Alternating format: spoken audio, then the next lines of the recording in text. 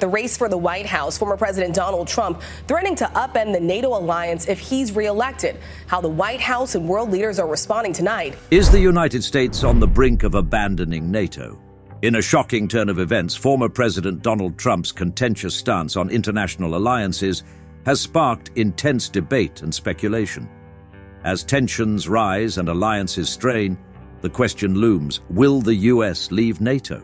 The recent remarks made by former President Donald J. Trump at a campaign rally in South Carolina have sparked widespread discussion and concern about the changing landscape of US foreign policy and global alliances.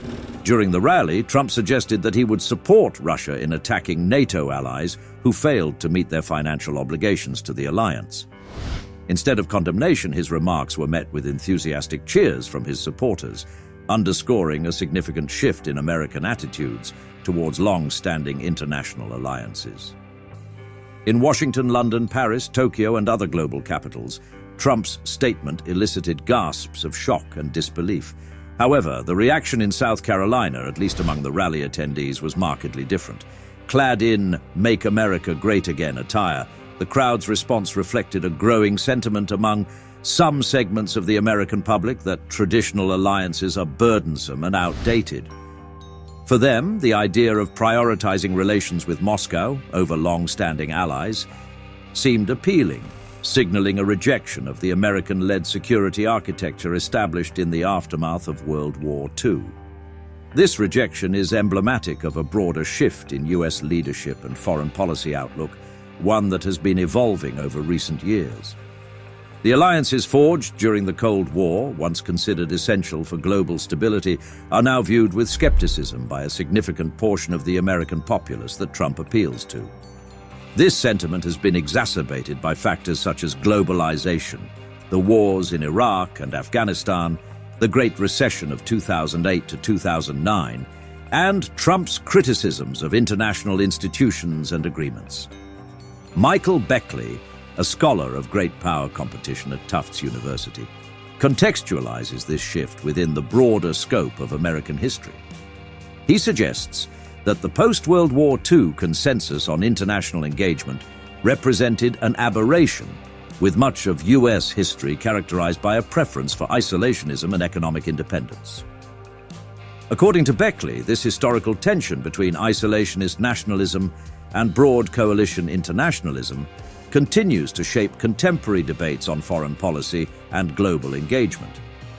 As we navigate the uncertain future of NATO, your engagement is crucial. Smash that like button if you're finding this discussion enlightening, and hit subscribe for more updates on global affairs. Now, let's dive back into the discussion. Recent events, including Trump's remarks and subsequent actions, highlight the stark division within American politics regarding the country's role in the world. Trump's pledge to end foreign aid without the expectation of repayment and his opposition to a $95 billion security aid package for allies like Ukraine, Israel, and Taiwan underscore this division. Even staunch Republican hawks like Senator Lindsey Graham of South Carolina have found themselves at odds with traditional foreign policy principles, aligning instead with Trump's prioritization of domestic concerns, particularly border security. The implications of this shift extend beyond mere rhetoric. They have tangible consequences for US foreign policy and global stability.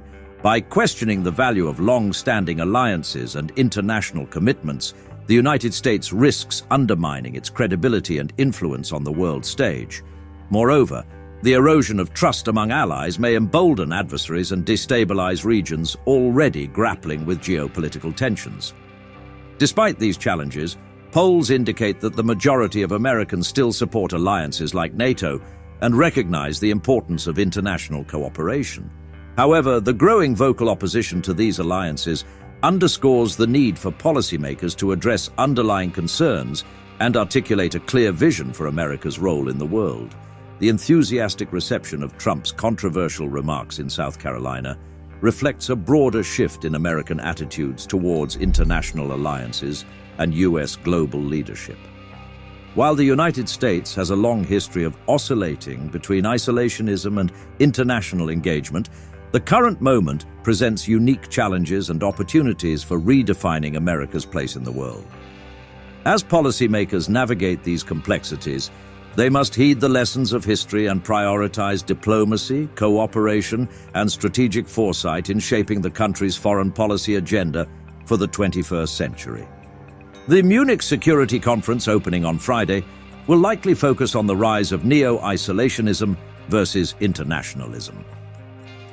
U.S. officials, including Vice President Kamala Harris and Secretary of State Antony J. Blinken, aim to reassure concerned allies amidst this shift. Senator Lindsey Graham, a longtime attendee, notably withdrew from leading a congressional delegation to the conference, signaling changing dynamics.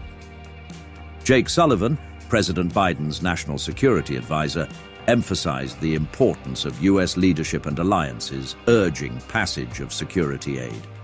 He stressed that allies and adversaries closely observe America's stance on global issues.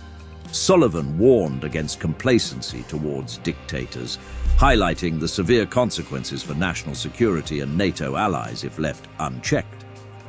Donald Trump's perspective contrasts sharply with Sullivan's.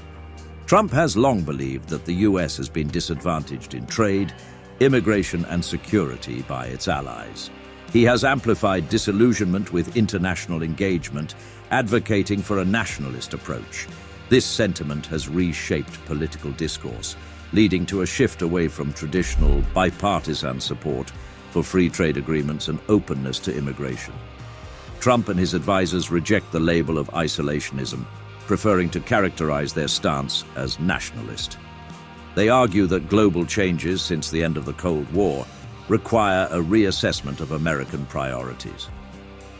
According to them, alliances like NATO no longer serve U.S. interests in the same way they once did. This perspective reflects a fundamental departure from conventional foreign policy paradigms. Russell Vought, former budget director for Mr. Trump and now president of the Center for Renewing America, believes NATO's collective defense concept needs re-evaluation. He suggests the U.S. should prioritize its interests more narrowly than some allies prefer. Since the Cold War's end, every president vowed to focus more on domestic issues after what they perceived as excessive attention abroad. However, their intentions often collided with global events. Bill Clinton promised economic focus but initiated NATO expansion. George W. Bush aimed to limit nation building but became a wartime president post 9/11.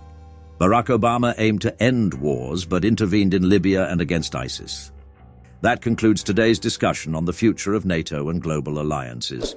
We value your thoughts. Share them in the comments below. If you enjoyed this content, don't forget to like and subscribe for more updates. Thanks for joining us and see you next time.